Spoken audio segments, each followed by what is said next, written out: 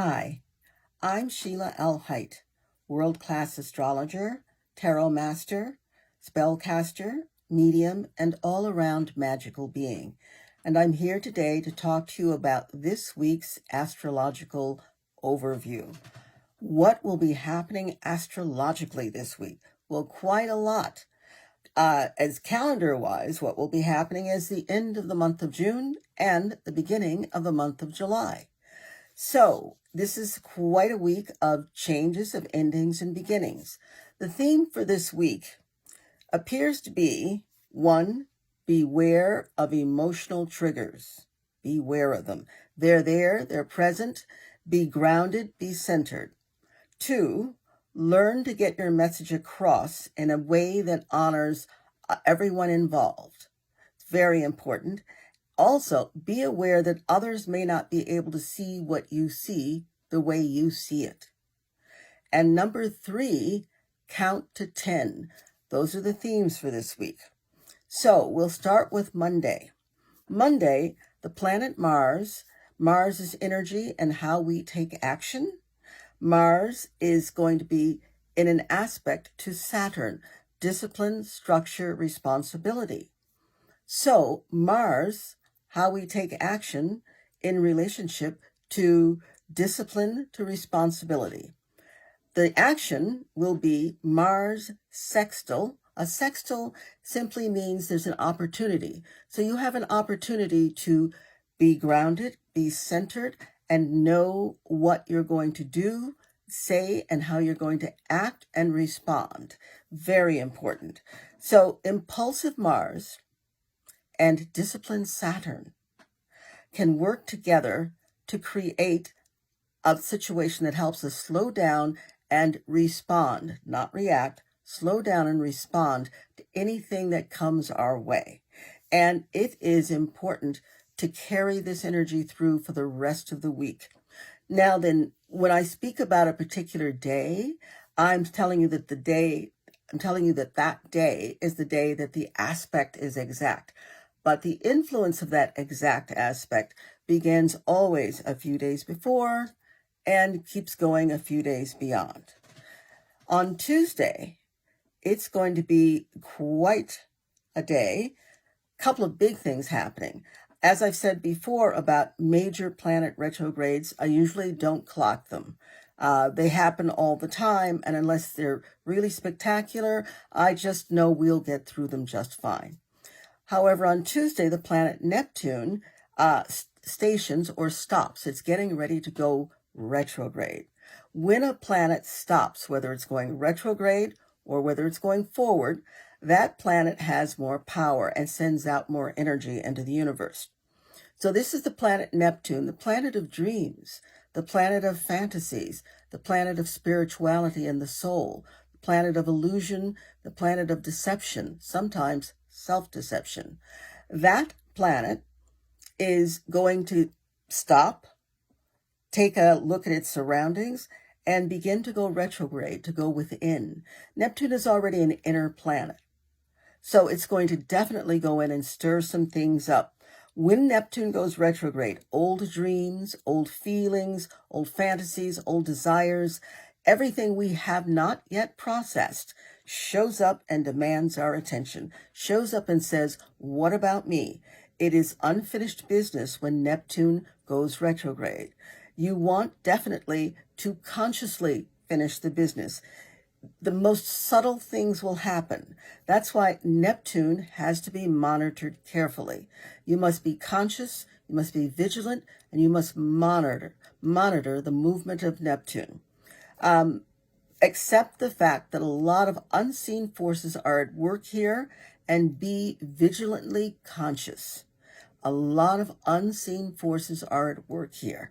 So definitely hold on to yourselves. And don't let somebody else push your buttons, and watch out for your triggers and count to 10. The other thing happening on Tuesday is the new moon in Cancer. Now, this new moon is pretty phenomenal. All new moons are.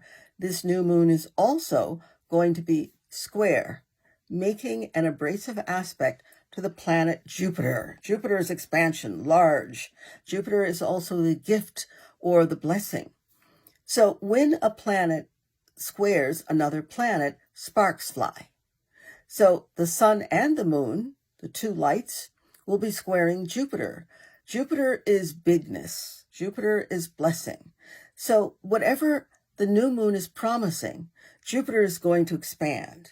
Now, that's not necessarily a bad thing. That can be a good thing. However, Jupiter is telling you, I don't have boundaries. You need to. The sun and moon are telling you, we'll be in charge of the boundaries. So when the sun and moon encounter Jupiter in this abrasive aspect, it's really going to be left to your sun, how you view yourself in the world, how you conduct yourself in the world, and the moon, how your emotions are running. Are they running high? Are you in charge of your emotions as opposed to them in charge of the situation? So when you have all of this going on with Jupiter, your job is to make sure, count to 10. Always take that breathing time. Count to 10. Everything will change. Maybe the circumstances outside won't change, but you will change. You will be in charge of your life. So, about the new moon in Cancer, it's at a particular degree, a spiritual number, 7, and it is feisty, very feisty this year. The Cancer new moon is very feisty. It's conjunct, transiting Black Moon Lilith, and it's square, as I said before, Jupiter. Now, here's the thing. Black Moon Lilith is not a planet. However, it is an extremely important point because Lilith is our rightful rage, our rightful knowing of what is ours and what we can pursue and how we can pursue it. So you've got the new moon in Cancer, very volatile, squaring Jupiter, and also squaring Black Moon Lilith, who does what she does because that's who she is. And it's not a bad thing that she does what she does because that's who she is. You just have to monitor it. The bold, action-oriented new moon is impulsive, and it's very strong. And this feeling of impulsiveness is based on the desire to take action, any action. This is not really a good way to move on a day like Tuesday, on a day like the new moon square Jupiter and the Lilith moon. Please count to 10 and maybe turn around and count to 10 again and maybe count to 10 again. Deep breathing, counting to 10, being aware of your triggers, being aware that you don't want your buttons pushed. That's going to make this new moon pretty intensely wonderful for you if you do those things. If you just let caution go, then you will have a lot of cleanup. And of course, it being a new moon, moon water. Today is a great day to set out the water, whatever cup or vessel you like, put it in the window or where it can get the rays, or if you don't have a place like that, the energy of the new moon. Let it set until the new moon, and then let it set a little bit longer, 2 to 3 days after, to get all of the rays and energy of that phenomenal new moon. Because this is going to give you lots of energy. This is going to promote whatever it is you've decided you want to put yourself into. This is a great new moon for not only gestating, but for nurturing what you've brought forth and what you want to bring forth. On Friday, we have the planet Mars in its own sign, and we have it's in Aries. It will be square Pluto in Capricorn. So Mars and Pluto are pretty volatile together. Mars is a planet of action. It doesn't really care what kind of action it takes. It just likes to take action. So it's all over the place. Pluto is very direct and laser beam. It too is a planet of action, but it's a planet of take no prisoners action. So when you get Mars in an abrasive square aspect to Pluto, all kinds of things can happen. And talk about messy cleanup if you're not really using this energy well. If you're using this energy well, you harness the Mars. You decide, I am going to use this energy in a way that determines how that laser beam of Pluto affects my life. If you do that, that means if you're vigilant, if you do that, you can move mountains, literally move mountains, maybe a rock at a time, but you'll move those mountains.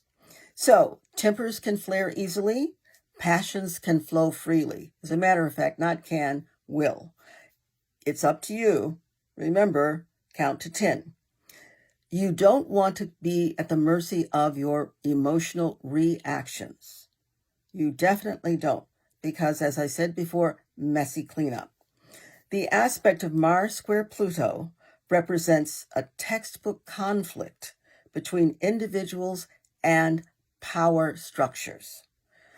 Wow. And as we all know in our world, that's going on right now. What you want to do is use that energy for your good, not be used by it. Please be vigilant about your own knee-jerk reactions, because major and minor disagreements will look the same to you. There really won't appear to be minor disagreements, when most of the disagreements are. But if you pump air into them, you really wind up blowing up something way more than it needs to be blown up. So watch yourself and don't let the power struggles of the day make you pay dearly. On Saturday, we have another aspect, and it's Mercury, the mind, how we think, the intellect, how we communicate with each other. We have Mercury trine, a trine, Saturn. A trine is harmonious, it's beneficial, it's a blessing. So the way we think in a harmonious relationship with structure, with discipline, with maturity, with wisdom, we can say and think and come up with some great wise ways of being. And we can implement those wise ways of being so that we and everyone else, everyone benefits. This is a good thing. We also have Mercury, again, the intellect, communication, square Neptune. When Mercury is square Neptune, Neptune, as I said before, can be hazy, can be filled with illusion, can be filled with deception, and self-deception is a part of that. Neptune is also creativity and spirituality. So when we have Mercury sextile, or rather Mercury trine Saturn and Mercury square Neptune, this is a good week to wear ankle weights. Your communication is important. Communication is always important, but especially this week. On one hand, we have Mercury trine Saturn. We can trust that we know the best way to operate, the best way to use our wisdom. On the other hand, we have Mercury square Neptune. So are we really sure of anything? So we can trust on the one hand with Mercury trine Saturn, we can be sure. But on the other hand, with Mercury square Neptune, can we be sure? The best way to deal with this is to really accept that Mercury-Neptune combinations are very elusive. They bring in information, not the whole picture. They bring it in such a way that there can be distortion. So please back up each thought or idea with at least 3 trusted verification sources before you act. So if you can't find 3, take 10 breaths, count to 10. Beware of triggers. Pay attention to what's going on in your body. This is a week in which you could be highly creative or highly destructive. If you pay attention to yourself, if you are grounded, if you count to 10, highly creative. If you just let it go, highly messy and destructive. So on that note, have a highly creative, extremely powerful, empowering, lovely week. Lots of joy. Bye.